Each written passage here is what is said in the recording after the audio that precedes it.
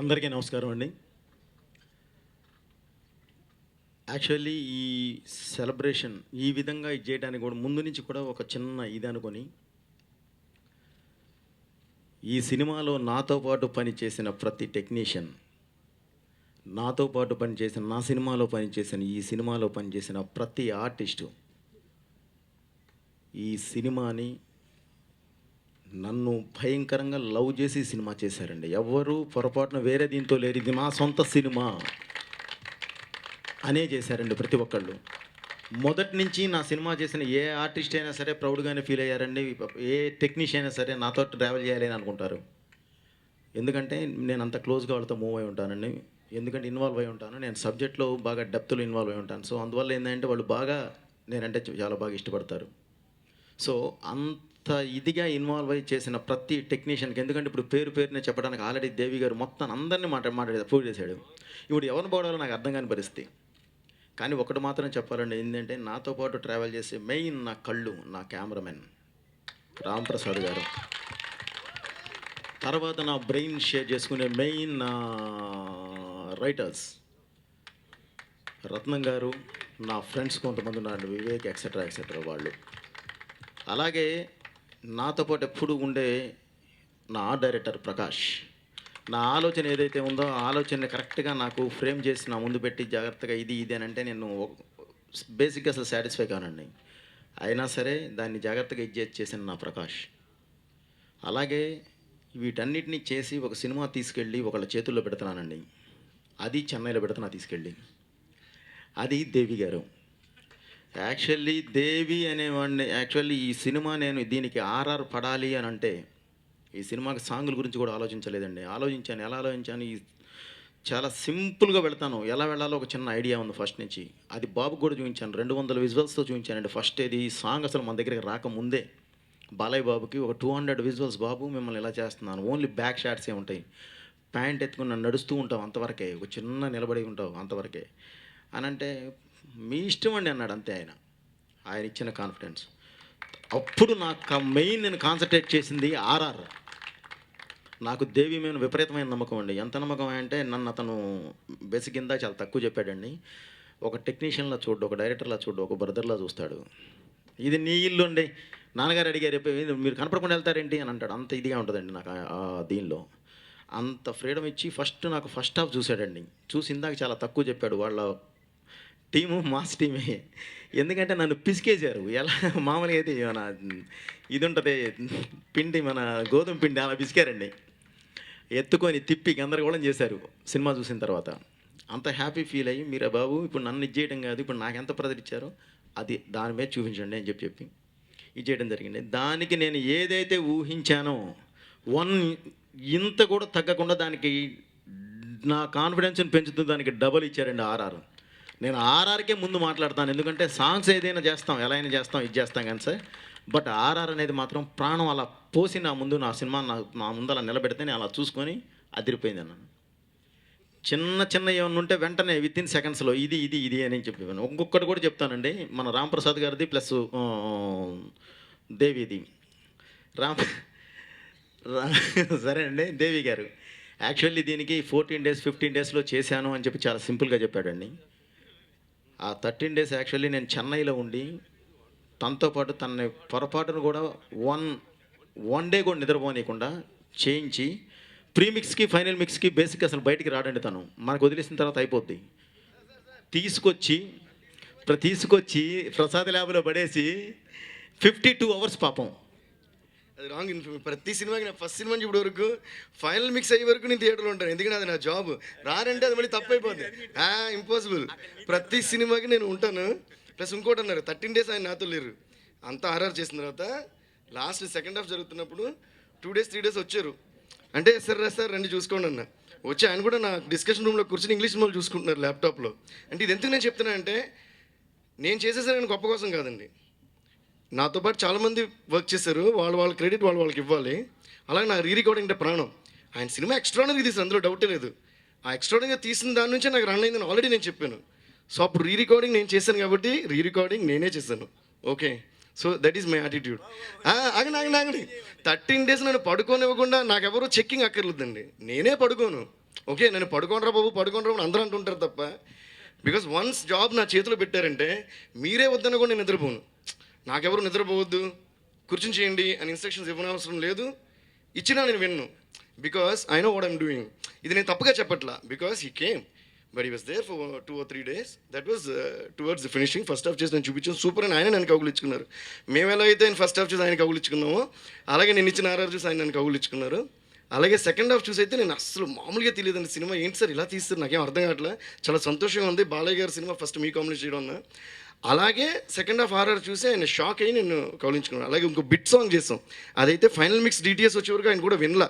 అంటే అది ఆయన నా మీద పెట్టిన నమ్మకం. ఇప్పుడు నేను చెప్పేదంతా పాజిటివేనండి, ఓకే, అది మీరు గ్రహించాలి. అందులో నేను నెగిటివ్గా చెప్పట్లా, ఎందుకంటే ఎవరెవరు వాళ్ళు అర్థం చేసుకోవడం బట్టి ఉంటుంది.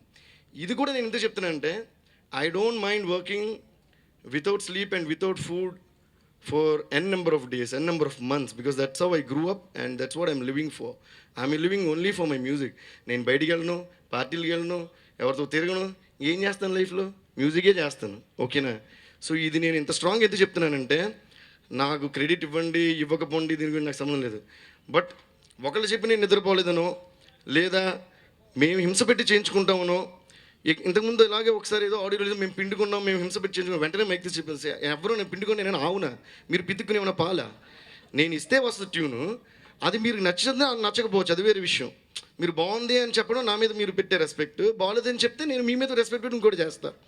అలాగే ఓం శర్వాణి రుద్రాణి పాట ఒక ట్యూన్ ఇచ్చా, దేవి గారు బాగుంది బట్ ఇంకా బెటర్గా చేద్దామన్నారు. అయ్యో తప్పకుండా సార్ ఇంకో ట్యూన్ ఇచ్చిన వెంటనే ఆయన నా మీద పెట్టే రెస్పెక్ట్, ఐ మీన్ నమ్మకం ఎటువంటిదంటే, 2 ట్యూన్స్ సూపర్గా ఉన్న దేవి గారు, ఏది మీరే సెలెక్ట్ చేయండి అన్నారు. అయితే నాకు ఫస్ట్ ఓకే సార్, అయ్యో సూపర్ అండి అన్నారు. అలా లిరిక్స్ రాసేటప్పుడు రామ్జోగి గారితో ఏమన్నా చెప్తే ఆయన లిరిక్స్ వినరు, దేవి గారు మీదే ఫైనల్ డెసిషన్, మీరు ఏం చెప్తే అది నాకు నచ్చుద్ది, మీరు డిసైడ్ చేయండి. అప్పుడు రామ్జోగి గారు చెప్పాను, సార్ మన మీద ఇంత నమ్మకం పెట్టారు సార్ డైరెక్టర్ గారు, మనం కొంచెం ఒడి దగ్గర పెట్టి పని చేయాలని జోకులు కూడా వేసుకున్నాను ఆయనతో.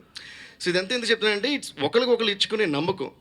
ఇక్కడ ఆయన చేసినంత నాకు సూపర్గా నచ్చింది, ఈ సినిమా అంతా ఓకే.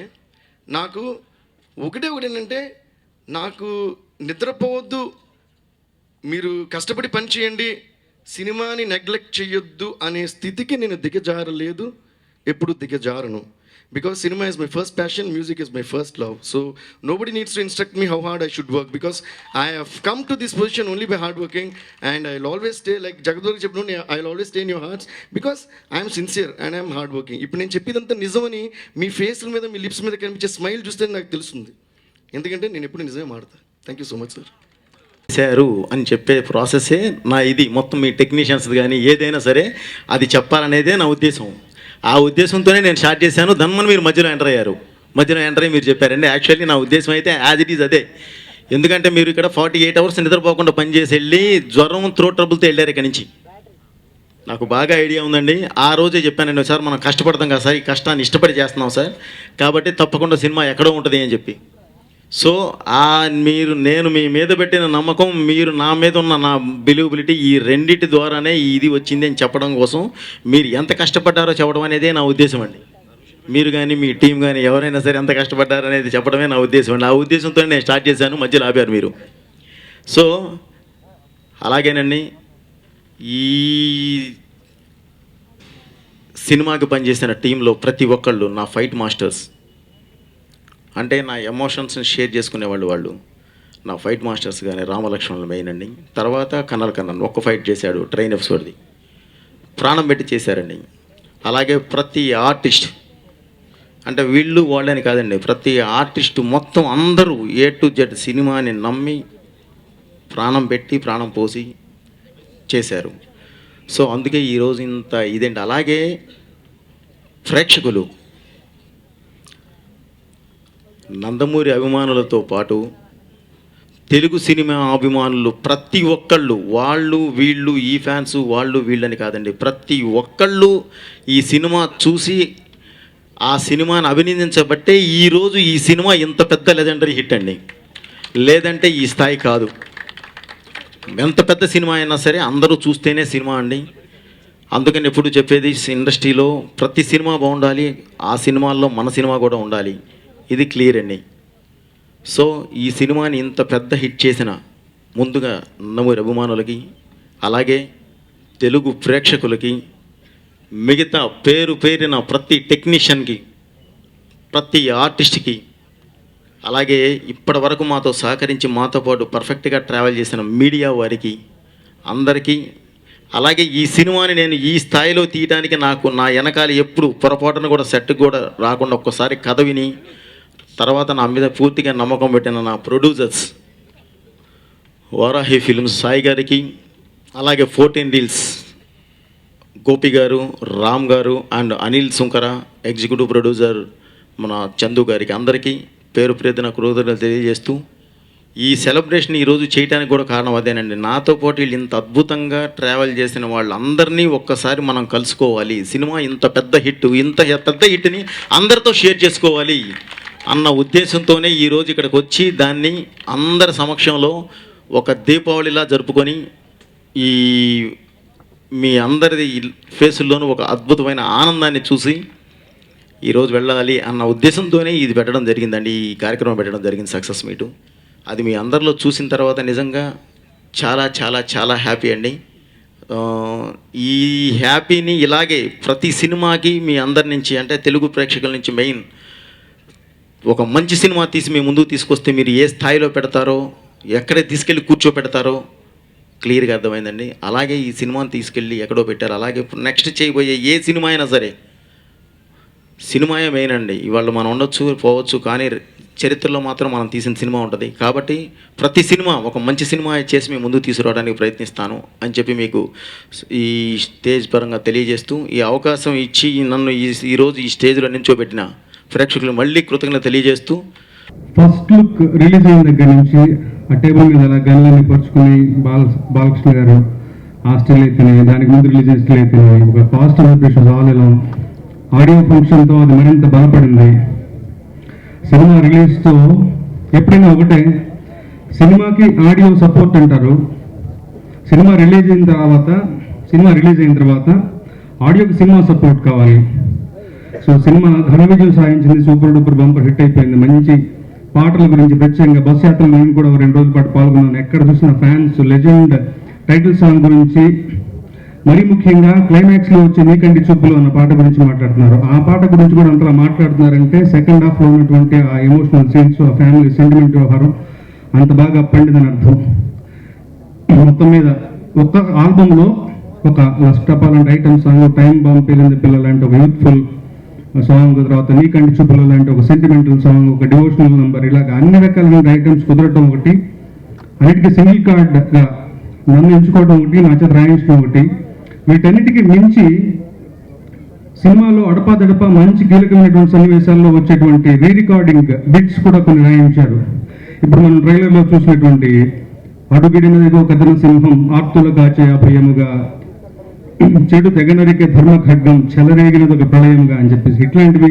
తర్వాత లాస్ట్ సీన్లో బాలకృష్ణ గారు సెలవు అని వెళ్ళిపోతున్నప్పుడు గంభీరమైన వాతావరణం, అలాంటి ఆ త్యాగమూర్తి క్యారెక్టరేషన్ తగ్గట్టుగా అక్కడ ఒక బిట్ సాంగ్ రాయించారు. నిజంగా నాకే థియేటర్లో చూస్తూ కళ్ళనీళ్ళ పర్యంతమైన ఒక అనుభూతి అంత గొప్పగా పడింది. సో పాటలు మంచిగా సూపర్గా సక్సెస్ అవ్వడం ఒక ఎత్తు, రీ రికార్డింగ్ బిట్స్ రాయించడం కోసం నన్ను వినియోగించుకోవడం నాకు మరింత సంతృప్తినిచ్చినటువంటి విషయం. ఈ శుభ సందర్భంలో ఇలాంటి ఒక లెజెండరీ సక్సెస్లో నాకు కూడా కొంచెం భాగస్వామ్యం ఉండడం చాలా ఆనందం కలిగించే విషయం. For giving me this beautiful opportunity to be part of this phenomenal experience. I thank sir from the bottommost corner of my heart. Without him, I wouldn't have uttered one single word in Telugu. He just made me feel so comfortable and nuts in it. I mean, when I was standing there and by-hearting a Telugu, ala by-heart chesi మాట్లాడేటప్పుడు it was like, oh God, మీరే help చేయాలి నాకు, వేరే ఎవరు ఇది రాదు నాకు. And I would go on to the sets and he would make it so easy. మీరు భయపడకండి, మీరు చెప్పండి. That was it. Thank you very much, sir. And my grandson, a darling human being, as she said, one of the most wonderful souls I've ever had the pleasure of meeting. God bless you from the bottommost corner of my heart. And that's it. Thank you to my producers, my co-actors, my family on this film. Each and every one of you has been absolutely precious to me. Thank you.